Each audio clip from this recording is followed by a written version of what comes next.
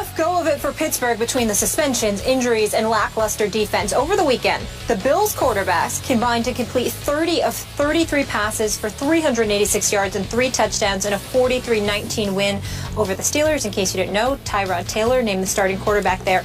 We're focusing on Pittsburgh. It's not looking so hot for them right now. In the last 4 years, their defense has gone from first in the league to their worst since 2002. Ryan Clark, you played 8 of your final 9 years in the league with Pittsburgh, 1 Pro Bowl, 1 Super Bowl. You didn't win a Pro Bowl, excuse me. I went, though. Yes, yes, in a Pro Bowl, Super Bowl.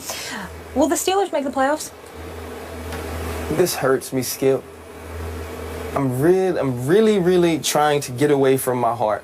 Because my heart says, as long as Mike T's there and some of those guys that are, you know, Joey Porter's coaching now, and I love the organization and the Rooney family. So I want to say the Steelers will get in. But they're not. Not this year. I admire your honesty. And I fought with it. After we left the meeting this morning, you know, I went and I looked, and I tried to finagle them in. I was like, well, if this happens, they could get in. Ben Roethlisberger is going to be great this year. Le'Veon Bell, he's going to be a fantasy stat stuffer. Antonio Brown, for me, pound for pound, is the best wide receiver in the NFL. Pouncey out for up to 10 weeks.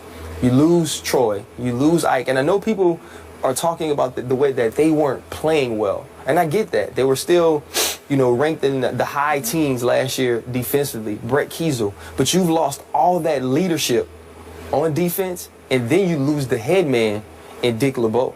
So now you're retooling and rebuilding a defense, not only without certain pieces on the field, but you're trying to rebuild that defense without pieces in the meeting rooms, in the buildings, devising these plans. And what really scares me is the preseason, it's a dress rehearsal for everyone. It's a dress rehearsal for coaches, for players. Week 3, this is the week you scheme. This is the week you watch film. This is the week you game plan. You want to go into this game saying, okay, this is who we are going to try to be during the regular season. I was there in the meetings. Coach Tomlin is working with these guys and having a hand in some of the defenses that they will be playing. But the thing about that, now you have to learn a new scheme. Defensively, defensive backs have to learn something different from what they've been doing. And when E.J. Manuel comes out, completes his first 2 passes, 1 for a 69-yard touchdown to Charles Clay, I have an issue with that. E.J.'s a great guy. I'd vote for him for governor. But I wouldn't vote for him for my quarterback. So for him to have guys running wide open against a Pittsburgh Steelers defense, that concerns me. You also look at it. Bryant, he's going to miss the first 4 games. Le'Veon Bell, he misses the first 2. Now you have to integrate those guys back into the offense. Is there enough to step up in those games when you don't have Marquise Pouncey, who's not only one of the best centers in the NFL, he's a leader on that team, one of the smartest guys, one of the hardest working guys that they have there. And they do have people around, but it just seems like things are falling apart. When you lose 2 kickers to injuries, like it's not meant to in the preseason, it's tough because kicking in Pittsburgh, it's difficult. And Sean Sweetson had mastered it. He got to the point where he was almost automatic playing with it in that stadium in Heinz Field. So I'm just really scared. They got a pretty good one in Josh Scobie. They did. They traded for Josh Scobie. He was 5 of 6 in his career in Pittsburgh. He's also not played a lot of games in November and December in Pittsburgh. That's true. But for me, everybody else right now has gotten too good. Baltimore Ravens is my pick right now to win the AFC North. You got to look at teams like Miami, who's playing really well right now. Ryan Tannehill is taking a step. The Jets are better. The Bills are better. San Diego Chargers, you signed Phillip Rivers back. I think they'll be a better team. So I feel like the other teams are going to be too good to allow this Pittsburgh Steelers team to get into the playoffs this year. Wow. I'm shocked you took that stance. I'm proud of you, but I'm shocked. I didn't think you'd go that way. In the meeting, you said you needed time to think about it. I'm going to finagle your ex-team into the playoffs. Way to kill me, Skip. Okay, well, I know. It's going to make you look terrible. But, look, this is a big year for Mike D, as you said, Mike Tomlin. I'm not saying he's on any hot seat because he's not. No. But this is a new deal, new dawn, new era, no Dick LeBeau. Mike Tomlin, by stock and trade, is a defensive coordinator, and I believe, even though he's elevated, you know, he's the new defensive force. He's the mastermind now. He's going to be mostly in those meetings, focusing all of his attention, not that he didn't in the past, on defense. But when you have Dick LeBeau, you can only force so much, because it's, at some point you say, I defer. You're the legend. You're the legend. Yes, sir. Legend's gone.